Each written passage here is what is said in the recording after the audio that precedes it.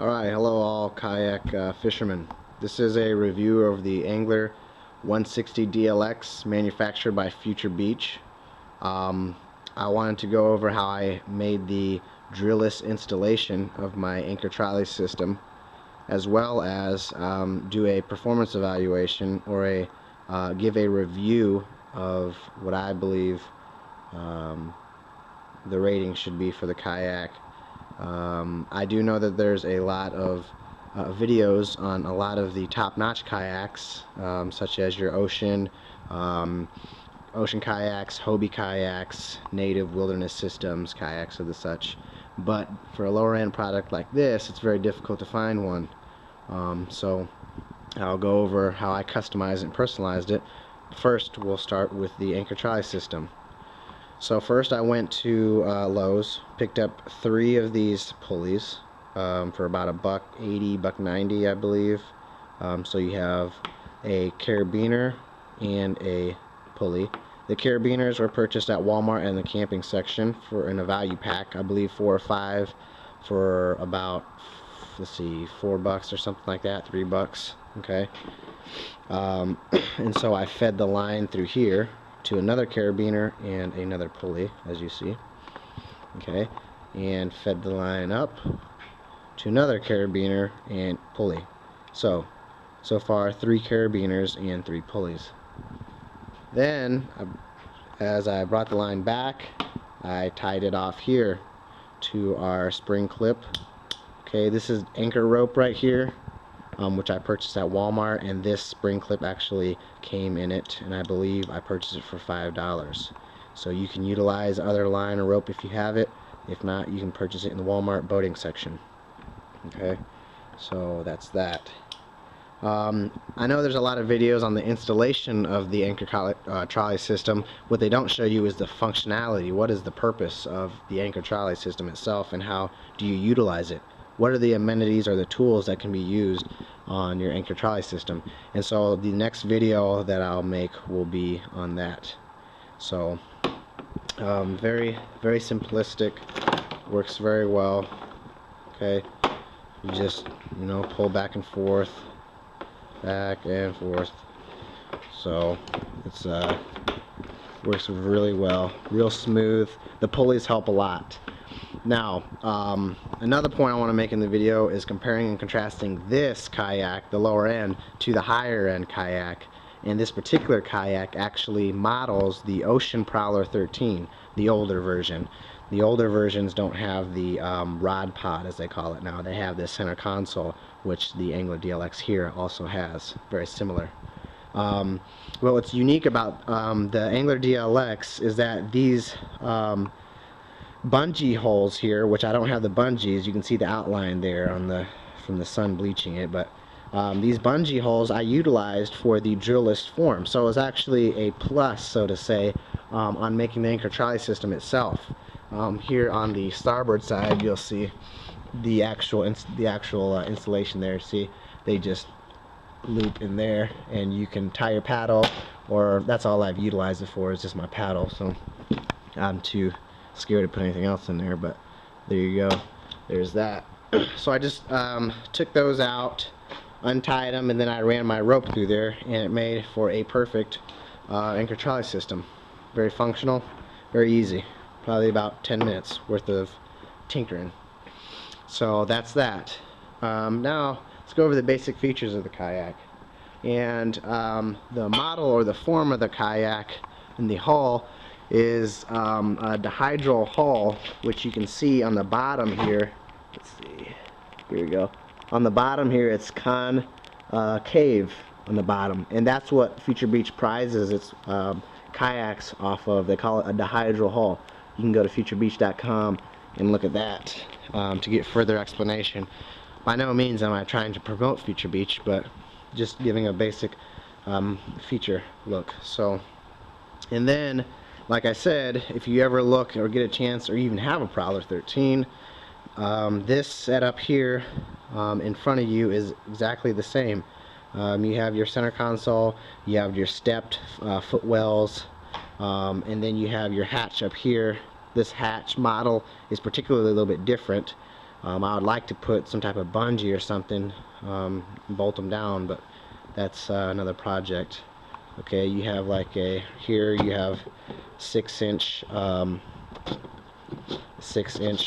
dry hatch, which I just put, since I mostly take this out on fresh water, I put like night crawlers or worms or whatever in there, you know, and that's about it. That closes. Let's see. Okay, coming back to the dry well, or the tank well here, like I said, this is very much modeled after the Prowler 13. Okay, what this angler has compared to the ocean kayak is this, another 6-inch well back here, and it opens like such and has, okay, your dry bag and accessibility. Let's see if I can pull that out. Accessibility to the bottom down there. Okay, can't really put your rods in there because the hole's too big to maneuver your hand and the rod, but you can just put dry stuff down there. I put bungees and stuff in there. Okay.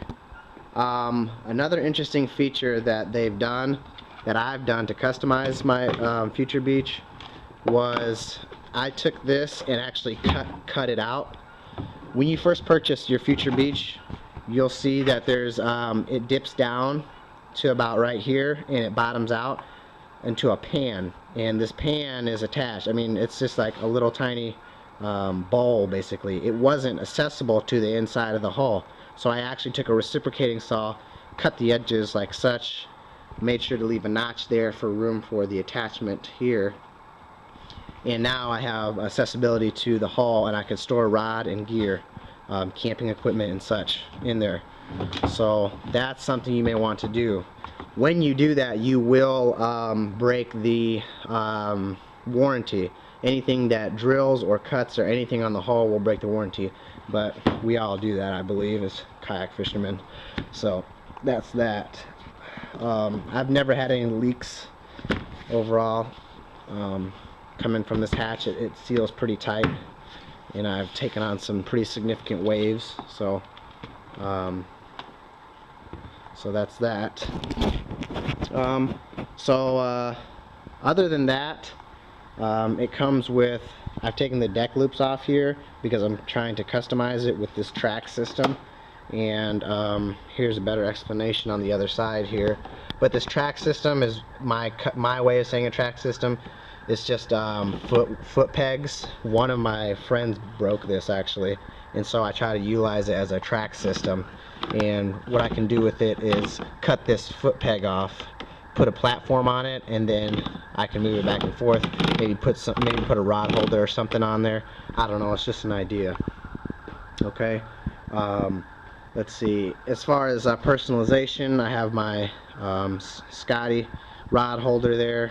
I have a brand new seat that I'm extremely impressed with. Comes with your pliers holster. Comes with 2 rod holders with rod leashes on it. Small, so your small tackle box there. 2 large, 1 medium, small tackle box here. Another rod holder back here. Another tackle box there. Very nice. High back. I like the high back on it. Very comfortable, and the cushion is rather thick, so I like that as well. Okay. The Visipole here I purchased is going to be extremely helpful when I go trolling for catfish this spring. You know, you go catfishing at night. Very impressed with its stability and its ability to fold. Okay, again on a Scotty base. Okay, overall performance, I'd like to go ahead and get into rating the kayak as a whole. It's extremely heavy. It weighs about 75-80 pounds. Very difficult for one man to manage this kayak by himself. Speed is a little bit cumbersome and slow comparative to the other higher end kayaks, but as we all know, it's important that we can get our worms wet, and that's what counts. So for the money, the higher $400 range, you're getting an excellent purchase. Let's see, tracking of the kayak is a little sketchy whenever you are going away from the wind, or with the wind I should say, and it has a pre-molded rudder form here, or kit, I should say. And since this model is the Ocean Prowler 13, what I'm going to do is I'm going to go to probably like austinkayak.com and get a Prowler 13 rudder kit and try to assemble that there. I'm sure it's going to fit, because like I said, the more research I do, this Angler DLX models an Ocean Prowler 13, but you're just getting it for half the price, literally, because it's literally half the price. So so that's that. So I'm just keeping it clean during the off season, doing a little project work on it. Here's a little something you may want to try to incorporate on your kayak, your future beach. This is a rod ruler instead of a boat ruler. I just placed that on there like that, just to measure your fish.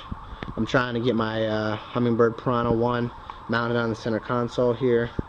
This right here is pretty nifty. I bought this, you won't believe it, for $2.50 at Walmart in the automotive section. It's really nice. It's a little, I mean, it's made cheap, but you know, it works. So that's that. Performance overall, I'd rate it about a 7. I'd rate it about an 8 out of 10. All in all, because of the functionality of the kayak, has the same amenities and utilitarian concept, so to say, as your higher end product. So thanks for watching. I hope this is helpful and insightful. Alright, Angler 160 DLX.